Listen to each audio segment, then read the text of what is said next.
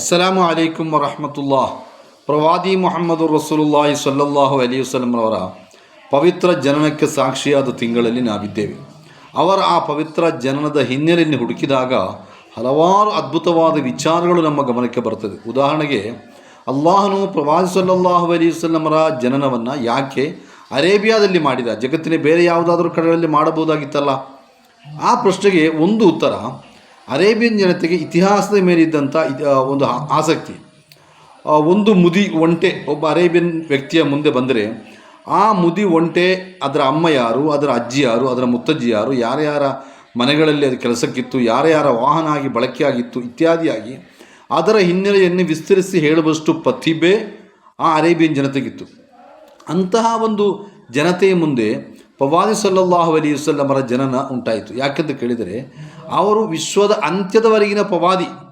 ಅವರ ಬದುಕಿನ ಪ್ರತಿಯೊಂದು ವಿಷಯವೂ ಕೂಡ ಚರಿತ್ರೆಯಲ್ಲಿ ದಾಖಲಾಗಿ ಜಗತ್ತಿನ ಕಟ್ಟಕಡೆಯ ಮನುಷ್ಯನ ತನಕ ಕೂಡ ಅದು ಲಭಿಸಬೇಕು. ಆದ್ದರಿಂದ ಪ್ರವಾದಿ ಸಲ್ಲಲ್ಲಾಹು ಅಲೈಹಿ ವಸಲ್ಲಮ ಜನನ ಅರೇಬಿಯಾದಲ್ಲಿ ಆಯಿತು. ಅದರ ಪರಿಣಾಮ ಏನು ಅಂತ ಕೇಳಿದರೆ, ಪ್ರವಾದಿ ಸಲ್ಲಲ್ಲಾಹು ಅಲೈಹಿ ವಸಲ್ಲಮರ ಅಂತಿಮ ಕ್ಷಣ ಹೇಗಿತ್ತು, ಅವರ ಕೊನೆಯ ಮಾತು ಏನಾಗಿತ್ತು, ಎಷ್ಟರವರೆಗೆ ಅಂತ ಹೇಳಿದರೆ, ಅವರ ಗಡ್ಡದ ಎಷ್ಟು ರೋಮಗಳು ನೆರೆತು ಹೋಗಿದ್ದವು, 15 ಅಥವಾ 16 ರೋಮಗಳು ನೆರೆತಿದ್ದವು ಅಂತೇಳಿ ಇತಿಹಾಸ ಹೇಳ್ತದೆ. ಈ ರೀತಿ ಪ್ರತಿಯೊಂದು ಕೂಡ ನೀವು ನೋಡಿ, ಗಾಂಧೀಜಿಯವರು ಮರಣ ಹೊಂದಿ ಕೇವಲ 72 ವರ್ಷ ಮಾತ್ರ ಆಗಿದೆ. ಆದರೆ ಅವರ ಕೊನೆಯ ಮಾತು ಯಾವುದಾಗಿತ್ತು? ಹೇ ರಾಮ್ ಆಗಿತ್ತು, ಅಲ್ಲ ಬೇರೆಯಾಗಿತ್ತು ಎನ್ನುವುದರ ಬಗ್ಗೆ ಇವತ್ತು ಕೂಡ ಚರ್ಚೆ ನಡೀತಾ ಇದೆ. ಆದರೆ ಪ್ರವಾದಿ ಸಲ್ಲಲ್ಲಾಹು ಅಲೈಹಿ ವಸಲ್ಲಮರ ಜನನ, ಅವರ ಮರಣ ಸಂಭವಿಸಿ ಸುಮಾರು 14 ಶತಮಾನ ಕಳೆಯಿತು.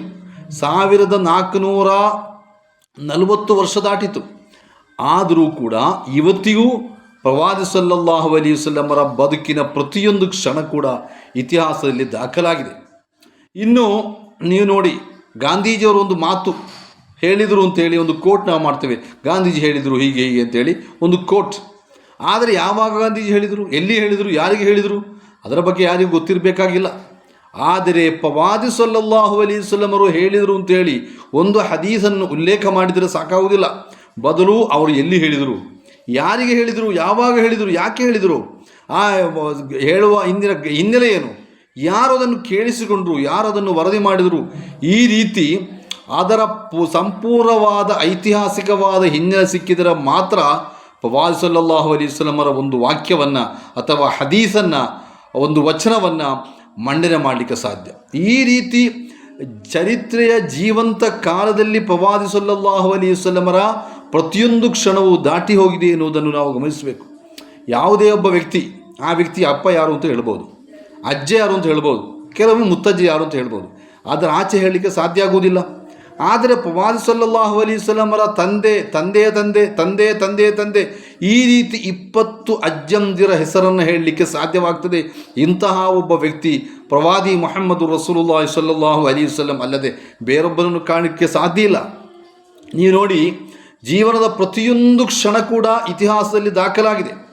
ಜಗತ್ತಿನಲ್ಲಿ ಅತಿ ಹೆಚ್ಚು ಜೀವಚರಿತ್ರೆ ಗ್ರಂಥಗಳು ಬರೆಯಲ್ಪಟ್ಟ ವ್ಯಕ್ತಿ ಯಾರು ಅಂತ ಕೇಳಿದರೆ ಸಂಶಯವಿಲ್ಲ, ಅದು ಪ್ರೊಫೆಟ್ ಮುಹಮ್ಮದ್ ಸಲ್ಲಲ್ಲಾಹು ಅಲೈಹಿ ವಸಲ್ಲಂ ಅಂತ ಹೇಳಿ ಇತಿಹಾಸಕಾರ ಮಾರ್ಗೋಲಿಯತ್ ಹೇಳ್ತಾರೆ. ತಮ್ಮ ಮುಹಮ್ಮದ್ ಎನ್ನುವಂಥ ಗ್ರಂಥದಲ್ಲಿ ಈ ಬಗ್ಗೆ ಉಲ್ಲೇಖ ಮಾಡಿ ಅವರು ಹೇಳ್ತಾರೆ, 1300 ಕೇವಲ ಯುರೋಪಿಯನ್ ಭಾಷೆಯಲ್ಲಿ ಮಾತ್ರ ಪ್ರವಾದಿಗಳ ಬಗ್ಗೆ ಇರುವ ಜೀವನ ಚರಿತ್ರೆ ಗ್ರಂಥಗಳು 1300 ಗ್ರಂಥಗಳು ನನಗೆ ಸಿಕ್ಕಿದೆ ಅಂತೇಳಿ ಗಮನಿಸಬೇಕು.